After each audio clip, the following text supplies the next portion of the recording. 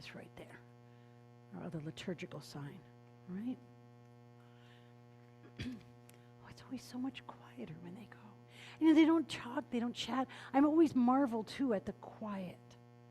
My goal is to get us up to about 5 minutes of quiet. That would feel really good, wouldn't it? Maybe I'll do it. And I'm in a group that does that 5 minutes of silence at the beginning of prayer and time, and they do it with a bell, so there's a way to know when the 5 minutes are up. So maybe that's the goal, just so you know. We're going to get there. 5 minutes of quiet. And I say that, and I do that because I think we need the quiet. But many years ago, I asked second graders. We had the church that I served there. I led worship for the first, second, and third graders, and then someone else did the worship for the middle school and high school, and then adult worship. You know, so the kids were never in adult worship. And so I asked them at the end of the year for a project I was working on for my Christian Ed degree, what's your favorite part of worship? And I think we shared this then. So there are 2 different groups, 1 hour, 2 different hours. And one of them said the offering was hands down the best thing ever. And I was like, the offering, that is like, so tell me more. And they said, oh, it's so amazing because every time we bring it, we put in money and you say that it changes into God's love. They're in second grade, they believe it. That was amazing. And the other group said silent prayer was the best part. And I thought that was amazing for second graders as well. And they said, our life is busy. We don't get to be quiet. That was 30 plus years ago. I don't think it's changed for our kids very much. So we'll get to 5 minutes of quiet at some point. The scripture this morning is from the Gospel of John.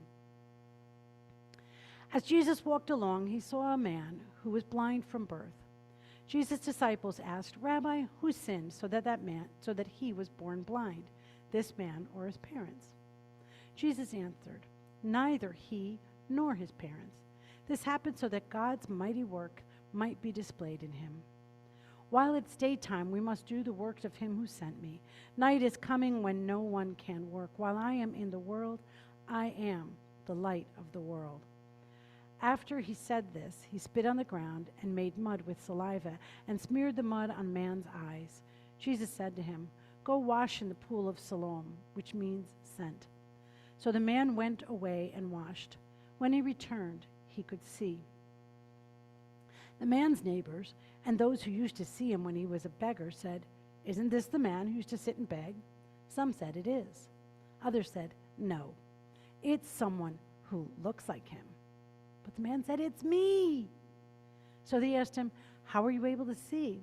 He answered the man, they called Jesus, made mud and smeared it on my eyes, and he said, go to the pool of Siloam and wash it. So I went and I washed and I could see.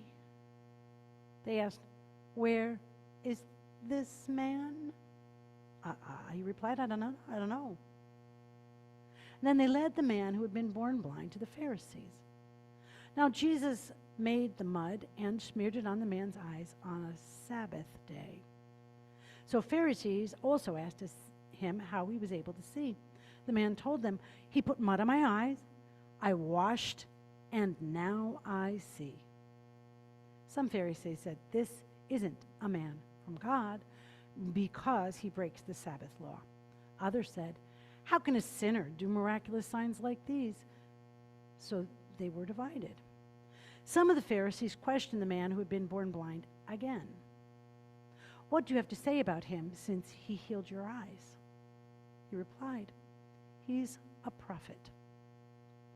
The Jewish leaders didn't believe the man had been blind, and received his sight until they called for his parents. The Jewish leader asked them, is this your son? Are you saying he was born blind? How can he now see? The parents answered, we know he's our son. We know he was born blind.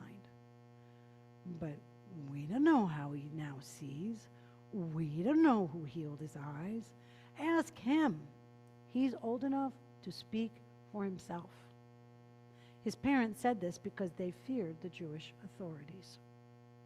This is because the Jewish authorities had already decided that whoever confesses Jesus to be the Christ would be expelled from the synagogue. That's why his parents said, "He's old enough, ask him." Therefore, they called a second time for the man who had been born blind and said to him, "Give glory to God. We know this man is a sinner." The man answered, "I don't know whether he's a sinner. What I do know, I was blind and now I see." They questioned him, "What did he do to you? How did he heal your eyes?" He replied, "I already told you, and you didn't listen. Why do you want to hear it again? Do you want to become his disciple too?" They insulted him. "You are his disciples, but we are Moses' disciples. We know that God spoke to Moses, but we don't know where this man is from." The man answered, "This is incredible. You don't know where he's from, yet he healed my eyes." We know that God doesn't listen to sinners. God listens to anyone who's devout and does God's will. No one has ever heard of healing of the eyes of someone born blind. If this man wasn't from God, he couldn't do this. They responded, "You were born completely in sin. How is it you dared to teach us?" Then they expelled him. Jesus heard they had expelled the man born blind. Finding him, Jesus said, "Do you believe in the human one?" He answered, "Who is he, sir? I want to believe in him." Jesus said, "You have seen him. In fact, he is the one speaking with you." The man said, "Lord, I believe." And he worshiped Jesus. Jesus said, "I have come into the world to exercise judgment so that those who don't see can see, and those who see will become blind." Some Pharisees who were with him heard what he said and asked, "Surely we aren't blind, are we?" Jesus said to them, "If you were blind, you wouldn't have any sin. But now that you say, 'We see,' your sin remains." Such is the reading from God's holy word this morning.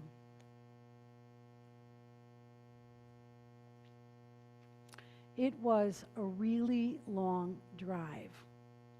Once a year, we all piled into the car and we went to the city. The city was Schenectady, New York. At that point, the biggest and only city I had ever been in. And it was there in the middle of the biggest building that I ever encountered in my childhood, in the midst of the city with noise and stoplights. I grew up in the country, like the country. My mother took all 5 of us to the eye doctor. It was exciting to be in the city, so much to see. And then I really, really liked the fact that our eye doctor's office had Highlights magazine. Because in Highlights magazine, what's there? The hidden picture, right? I see lots of nodding heads. The hidden picture thing was so fun.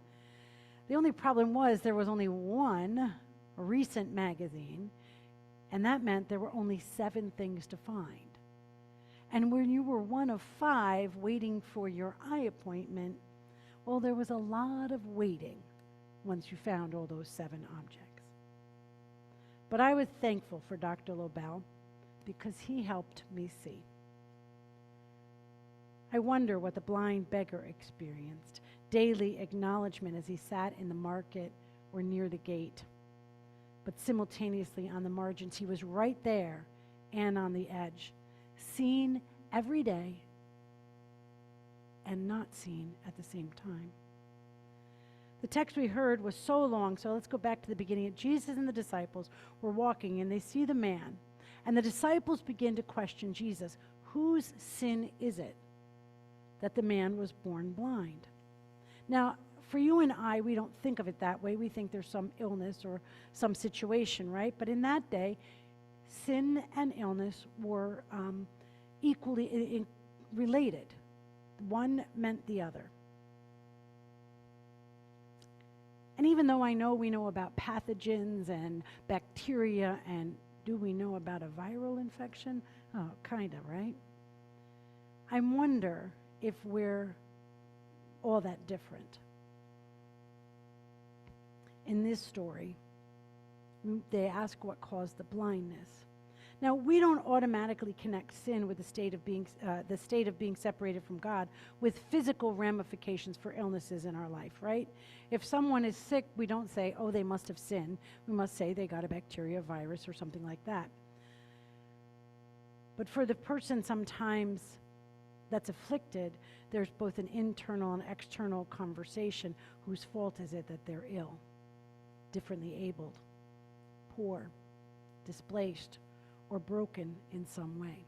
That conversation still happens in our own heads and around us.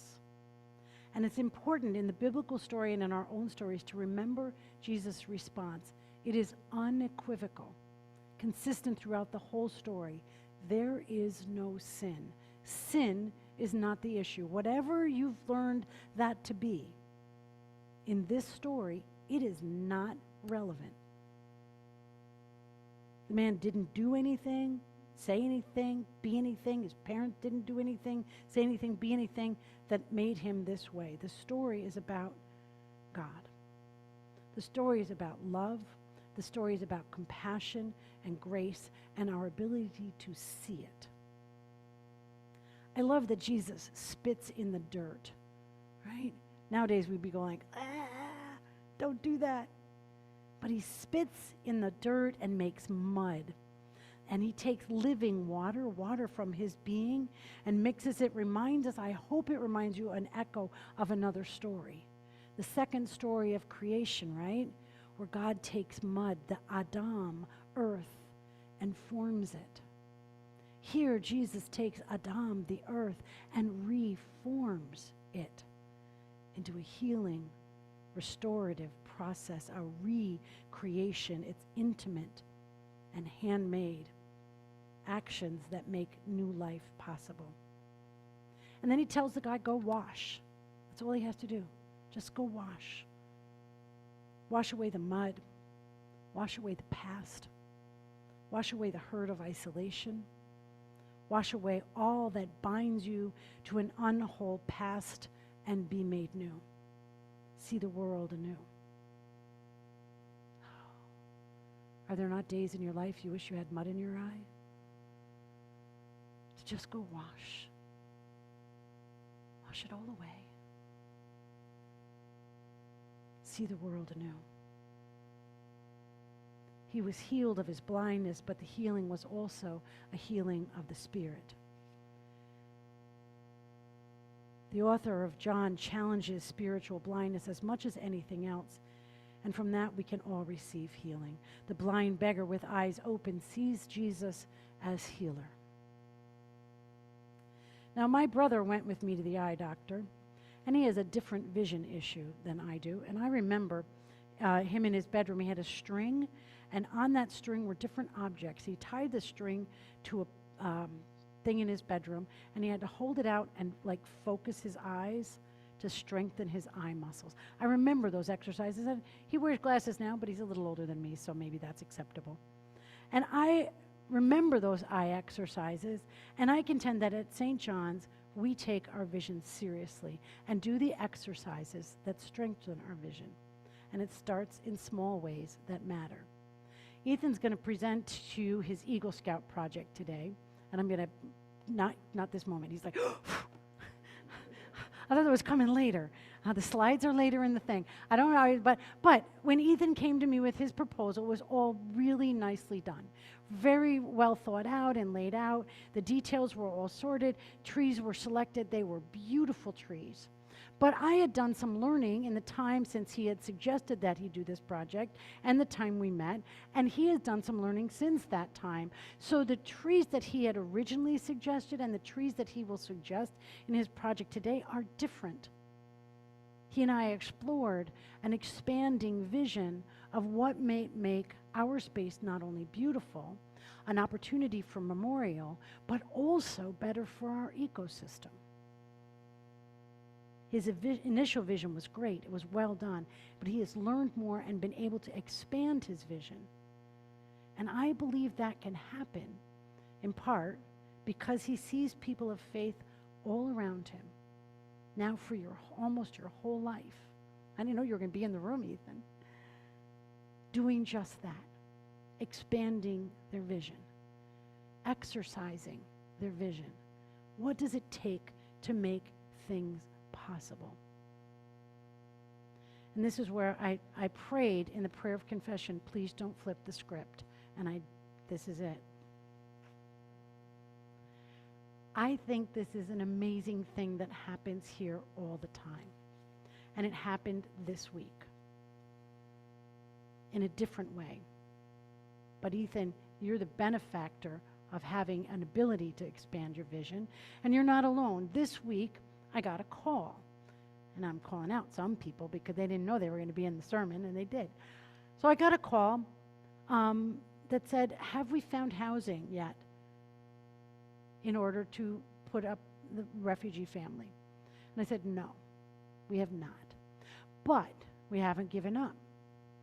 Mary and others have been working diligently to expand the vision, if you will, to help others expand their vision of what might be possible in their properties in the city of Waukesha as landlords.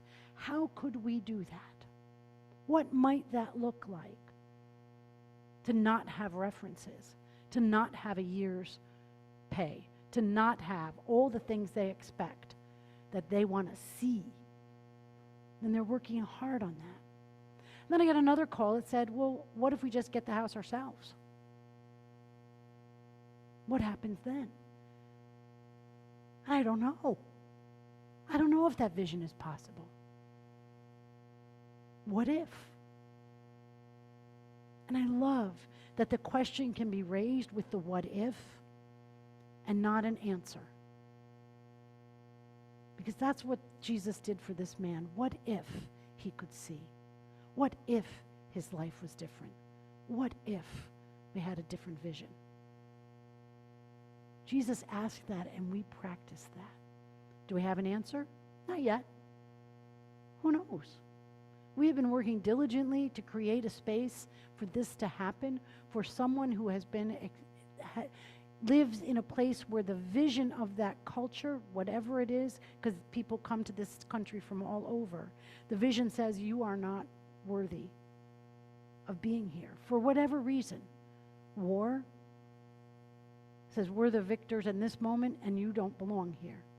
Poverty, I have the money, you don't, you can't be here. Drugs, whatever it is. We label and diagnose and pigeonhole people. We do it, other people do it, and they end up in places where they don't have a vision, and they look for people who do.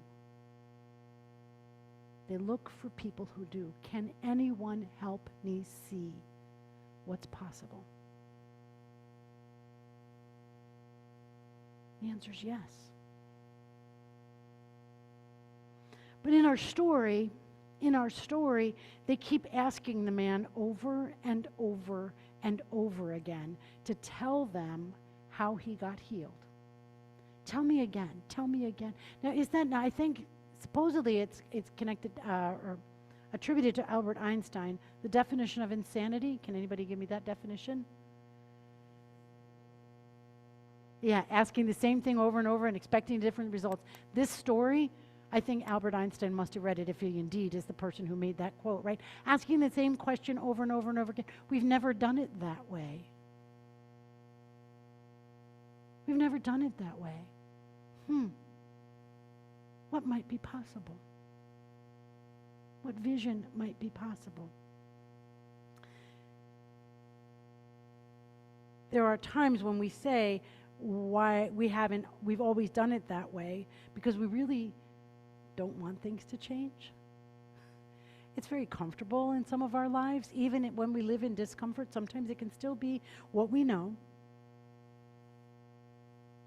We have all the procedures and the processes in order. Those landlords, wonderful people that they might be, they have it all figured out. Here's the thing, you fill out the form, and we can consider you. We don't have a vision beyond that.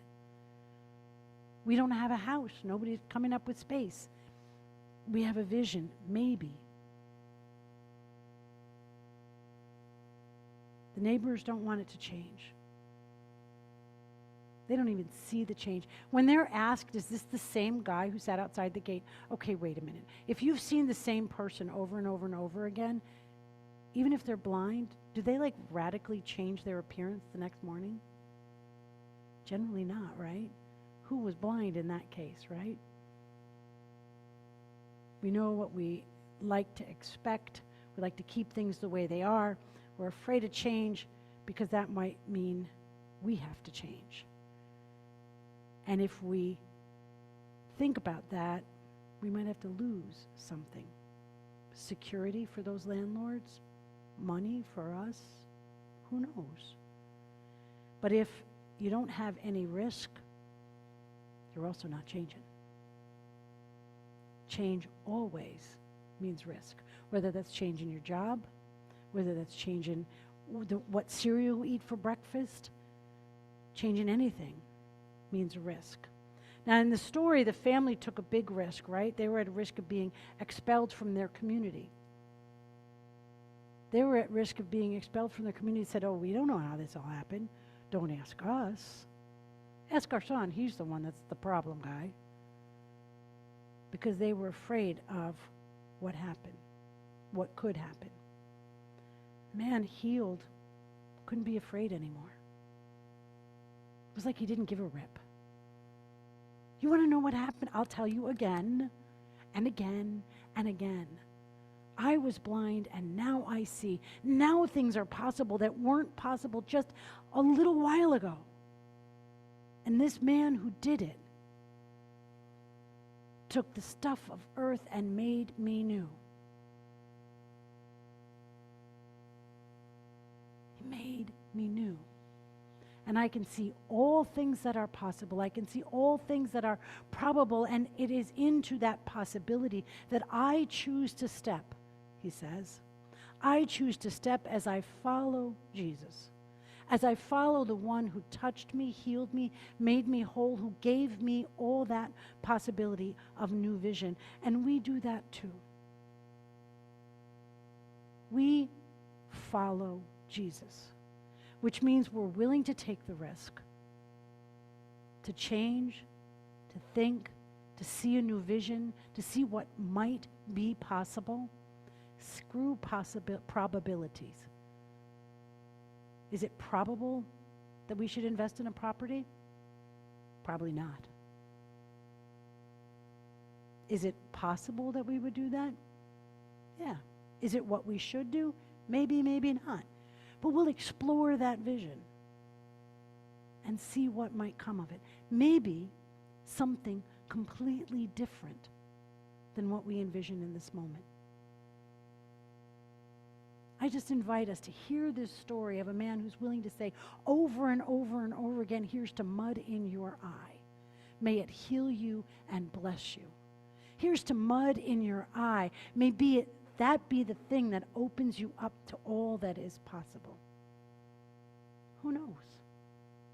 We'll have trees and bugs, all kinds of bugs.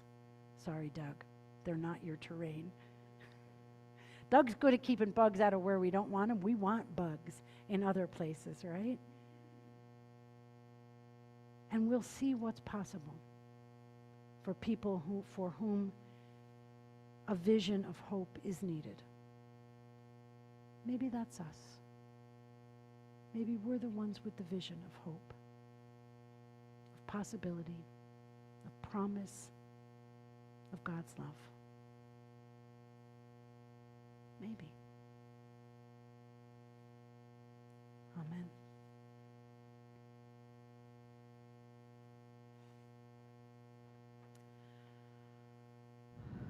Our hymn of response is Open